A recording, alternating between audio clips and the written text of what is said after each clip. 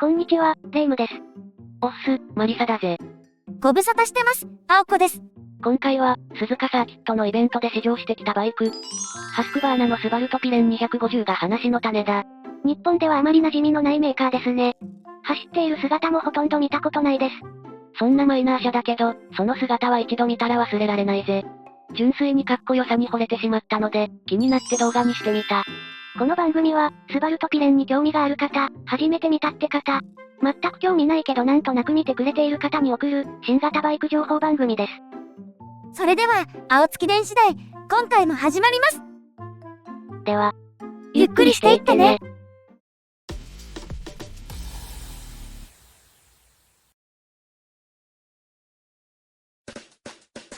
今回の内容はこんな感じだ。1、スタイル。2、スペック。3、スバルトピレンに乗る心構え。4、試乗レビュー。5、販売店とトラブルまとめ。です。じゃ、始めるぜ。スタイル。もう、この見た目にイチコロですね。剥き出しのトラスフレームやセミブロックタイヤ、エンジンカバーのロゴマークや、マフラーに書かれた車名、スイングアームマウントフェンダーや、一体成形のボディ形状がかっこいいぜ。ブラックな6本ポークホイールは、トラッカーテイスト風ですね。リムステッカーにはスバルトピレンの社名が書かれてて、アクセントになってます。車体のカラーはモノトーンに揃えられてて、控えめな配色だな。そんな配色なのに、ラジエータにオーバルの蛍光イエローライン。これはずるいです。それに、隠す気がない YRE も、ネイキッドのメカメカしさをより引き立ててますね。褒め言葉だよな。もちろん。だから一目で普通のバイクと違うって感じます。と、主もこの形と色使いに惹かれてしまったんだよ。漢字を間違うぐらい、気に入ってるんですね。激しくお気に入りなデザインですが、惚れた理由はそれだけじゃないんですよね。もちろん。そんなマリサに質問攻撃です。どんとこい。まず気になるのが、タンクの上についてるラゲッジラックなんですが、これどうやって使うんでしょうか？縦ですか？タンクバッグを取り付けできるぜ。バッグの角にあるマグネットで、ラゲッジラックに貼り付く仕組みだ。20年モデル以降のスバルトピレンからはこのラゲッジラックが標準装備だ。なので、バッグのみを購入すればいいぜ。今持ってるタンクバッグは使えるかな？ラゲッジラックのこの位置が鉄板だから、うまく位置を合わせれば OK だ。テールはスパッと切り落とされた形状ですけど、積載性は？見た通りだ。ないな。フックもない。ウィンカー部分に引っ掛けるってのは？ちょっと強度的に無理がありそうだな。それなら、社外品になるけど、サイドバッグがおすすめだな。ふむふむ。エンジュリスタンスバルトピレン250でググってみてみて。あ、いい感じで取り付けしてますね。これならなんとかなりそうです。小ぶりなバッグなら、分割式のリアシートに挟み込んで装着できる。容量はあまり期待できないけど、ないよりマシだ。取り付ける場合は、販売元やショップに確認してくれよな。さらに個性的にするなら、フライスクリーンやヘッドライトガードだな。フライスクリーンは、素材違いで複数種類ある。アルミ素材はヘアライン加工されてて、メーカー名がプリントされているぜ。いい感じです。ヘッドライトガードは、とにかく頑丈そうな見た目だ。よくわかんない形だけどな。かっこいいからよしです。あと、2021年モデルって書いてあったけど、先代モデルとはどこが違うのかな？まず価格が違うな。2021年モデルは61万5000円だけど、先代は59万9000円だな。会社だし、もっとお高いかと思ってました。十分比較対象になりますね。生産国が2020年モデルからオーストリアからインドに変わってるから、値段にも影響してると思うぜ。その違いは良い方に影響してほしいですね。で、見た目の違いだが、写真で比較したけど違いがわからん。あ、リアのクラブバーは？これは日本向け仕様で標準装備らしいぜ。乗車定員が2名の場合は、保安基準で2人乗りするための装備が必要になるからな。ないとどうなるの？車検に通らない。250は車検内ですけど。確かに車検はないけど、メーカーとしては保安基準違反となるバイクを堂々と販売したくないよな。標準でついてくるんだからいいじゃん。足をかけてウィリーもできそうだし。極乗りの趣味はありません。あとは、クラッチカバーの色が違う？そうだな、変わってる気もするが。結論は違いはよくわかりませんってことですね。ごめんなさい。その通りです。あと、気になるところは、兄弟車がいるんですよね。そうだな。ビットピレンって名前なんだけど、一別しただけじゃ違いがわからないぜ。日本語にすると、スバルトピレンは黒いや、ビットピレンは白いやって意味だ。中二病な名前にぞっこんです。では、2台の違いは？ざっくり言うと、アップハンでブロックタイヤなのがスバルトピレンだ。セパハンでオンロードタイヤなのがビットピレンだ。ライディングポジションはビットピレンの方が前傾で、より攻めたモデルだ。ちなみに、同じ排気量のビットピレン250も存在するが、インド市場向けで、今のところ日本導入予定はないみたいだ。ビットピレンには、ボディにブロンズのラインが入るんですね。これまたおしゃれですね。2、スペック。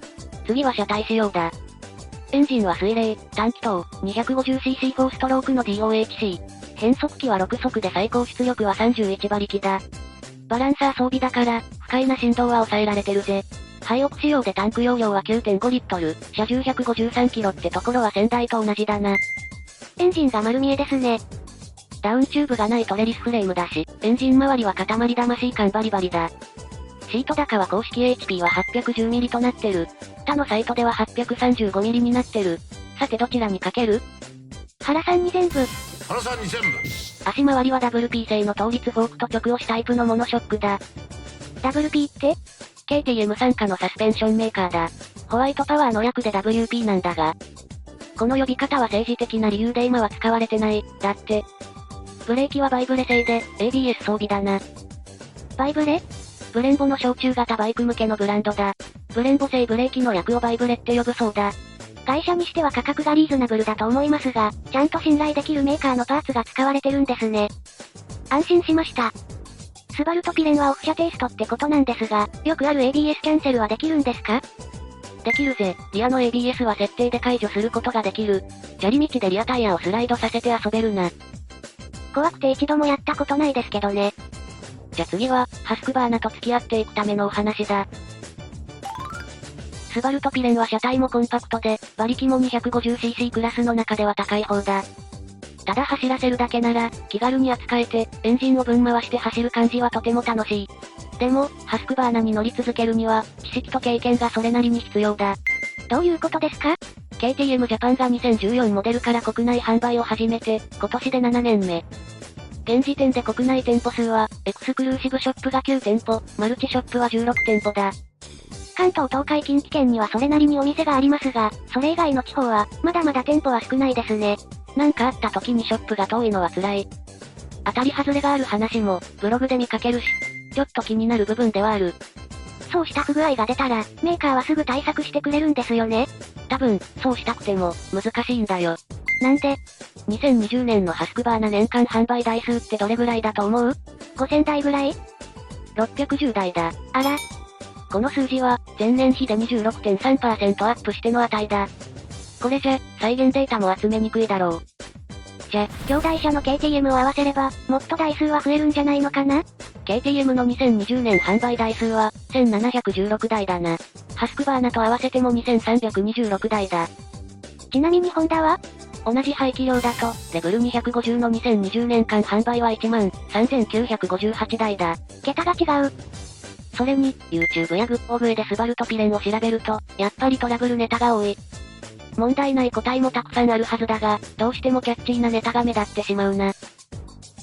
それに、ディーラーがメーカーにバイクの情報をどれぐらいフィードバックしてるかなんて、ユーザーにはわからないしな。じゃ、あまり対策してないってことですか？そんなことはない。メーカーとしてリコール届も出しているし、代理店の動画では対策部品の説明動画も上がってるし。日本でハスクバーナがどんどん売れれば、ガンガン良くなっていくってことですね。そうなることを切に願うぜ。だから、そうした状況を理解し心構えを持って、北欧からやってきたハスクバーナと付き合ってほしい。今はネットでバイク情報はいろいろゲットできる。情報交換やメンテも趣味の一部として楽しめるなら、超絶楽しいバイクだと思うぞ。購入する際の重要ポイントですね。でも、そんな心配はどこへやら。次はスバルとピレンの試乗レビューだ。鈴鹿サーキット試乗レビュー。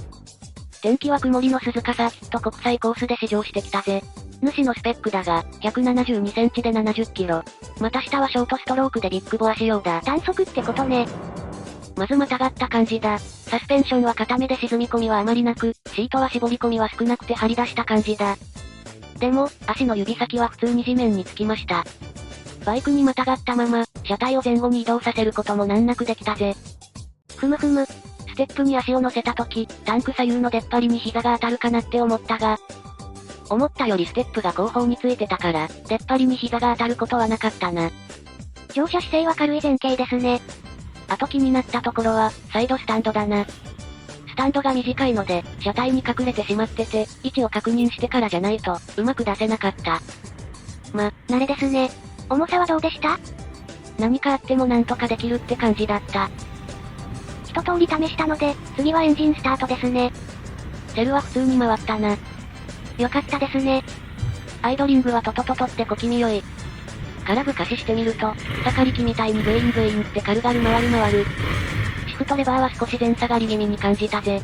なのでいつもより踏み込んでギアチェンジしてた。では、コースインだ。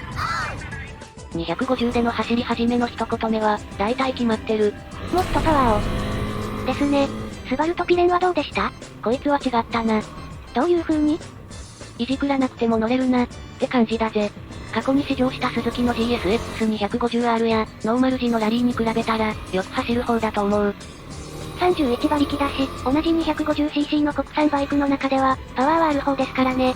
で、国際コースの走り抜けるわけだが、すぐに警告灯がピカピカ光るぜ。短気筒だからあまり回らないかと思ったけど、最大出力の 9000rpm まで元気よく回る。回しても変な振動や音は気にならなかったですね。レブを当ててシフトアップ、コーナーで減速してシフトダウン、って繰り返しがとても楽しかった。確か、バックトルクリミッターがついてましたよね。だから多少乱暴にシフトダウンしてもリアロックすることもなく、クラッチも軽くて扱いやすかったな。排気音も、スピードに合った音量だ。もう少し元気でもよかったけどな。マフラー変えたらもっと楽しめそうですね。いい音しそう。で、コースが広いからスピード感はあまりなかったけど、意外とスピードは出てて。ブレーキは結構使ったけど、あれって思うところもなかったな。ABS は効きました？動作したって感じはなかったけどな。試乗車だし無理は禁物だったから、ABS の効き具合はなんとも言えないぜ。乗り心地が良いと言われてるシートですが、どうでした？少し硬めだけど、分厚くて座り心地もいい感じだったな。これなら長距離も心配無用かもな。YouTube の紹介動画では、メーターやバックミラーの視認性は良くないと言ってましたが、確かにその通りだった。もう少し大きいと見やすいんだけどな。おしゃれに我慢はつきものだからな。俺の語彙力では、これぐらいの説明しかできん。では、試乗を終えた感想をどうぞ。リフターバイクみたいな鬼加速はないけど、エンジンを回せば、その気にさせる排気音が聞こえてくる。もうちょっと無茶できるかなって思ってしまう。楽しいバイクって言ってるわけが分かった気がするぜ。クローズドコースでの試乗はやっぱり楽しいな。というわけで試乗レポートはこんな感じた。では、無事お買い上げということで。いや、試乗車は壊してないぞ。そんなお気に入りなバイクですが、街中では全然見かけないし。レッドバロンで買えるのかな？残念ながら、レッドバロンの輸入車メニューにはスバルトピレンの掲載はなかったな。じゃ、どこで買えばいいの？ハスクバーナモーターサイクルの取扱正規ディーラーだ。2種類あって、取扱車種が微妙に違う。ハスクバーナの全車を取り扱うエクスクルーシブショップとマルチショップ。ビットピレンとスバルトピレンを扱う VPSP ショップだ。エクスクルーシブ S ホップとマルチ S ホップって何が違うの？エクスクルーシブショップはオフィシャルデザインを用いたハスクバーナ専売ショップだ。マルチショップはハスクバーナ以外も扱う普通のショップだな。東海地方では京都にエクスクルーシブショップがある。奈良県と豊田市にはマルチショップがある。近くにショップがないですね。そうだ、ハスクバーナは KTM 参加だから、KTM ショップでハスクバーナが買えたりするの？残念ながら買えないな。中古車なら正規ディーラーじゃなくても買えるみたいですけど、メンテナンスを考えると、悩みどころですね。だな。じゃ最後は、今後の役に立つかもしれない、スバルトピレントラブル集だ。聞かせてもらおうか。メーターのチェックランプが点灯し続ける。401でよくあることみたいです。勝手に消えるみたいです。アクセルを煽ったり、クラッチキルトエンスト。これも401です。確か CRF でも同じようなトラブルがあったような気がします。クラッチが切れなくなる。701での故障です。フルード漏れが原因らしいです。メーターが曇る。これは国産バイクでもあるトラブルですね。ほっといたら乾きます。カウル角部分のクリア塗装が浮く。401ですね。これは保存状態の影響もありそうですね。ランプ類が切れる。私が乗ってきたバイクで、玉切れしたことはありません。ロゴシールが剥がれる。お気に入りのステッカーを貼ってください。バッテリー初期不良で充電がされない。LED 化でライト周りはつくけど、セルを回すには電力が足らないんですね。電圧が 12V あるかチェック。セルは回るがエンジンスタートできない。してもアイドリングが超怪しい。だまし乗りながらディーラーに持っていくと、なぜか会長に。いろいろ見つかりました。会社ってこういうものなんですかね。20年近くバイクに乗ってるけど、国産バイクでは体験したことがない症状だな。ツーリング先でトラブっても、笑って済ませられるだけの心臓が必要ですね。JAF などのロードサービスは必須だな。この動画を見てスバルトピレンが欲しくなった、そこのあなた。ぜひ人柱、いや、貴重な体験談をぜひお聞かせください。主はどうするの？レッドバロンで中古探して、茨の道を歩みたいと思います。話のネタには最適ですね。では、今回は以上です。お次は青子のバイクニュースのコーナーだぜ。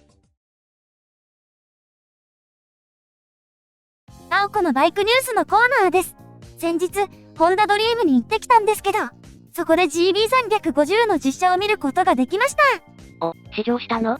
試乗する時間はなかったのですが、じっくりまったり見てきましたよ。クランクケースカバーはピッカピカで、黒とシルバーのエンジンはとても存在感がありました。排気音は聞けたの？聞けましたよ。整ったリズムの排気音は結構な重低音でした。また時間があれば、走った時の音も聞いてみたいですね。最近のバイクは、純正でもいい音しているからな。スバルトピレンもそうだったな。GB350 は、純正でじっくり楽しみたいと思わせるバイクでした。超人気だし、対向車に GB を見かけたら全力でやえします。その時は後ろに回り込んで、こっそり排気音を楽しませてもらうか。回り込むのはちょっと、煽っちゃ嫌ですよ。今回のお話は以上になります。では、今回はこの辺で。それでは、See you!